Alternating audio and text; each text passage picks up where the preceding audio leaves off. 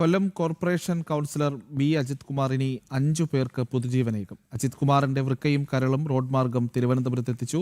Corporation വിദ്യാഭ്യാസ കായിക കാര്യ സ്റ്റാൻഡിംഗ് കമ്മിറ്റി ചെയർമാനായിരുന്ന അജിത് കുമാറിന്റെ 5 അവയവങ്ങളാണ് മരണാനന്തരം ദാനം ചെയ്തത്.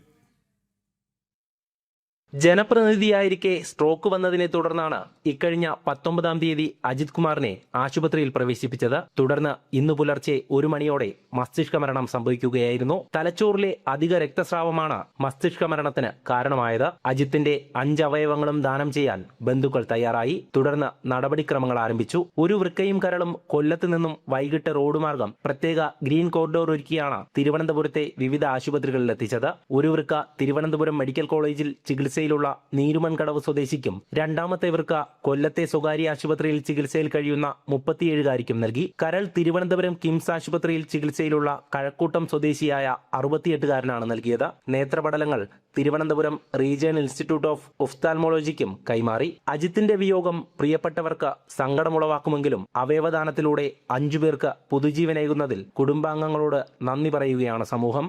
ജനം, കൊല്ലം.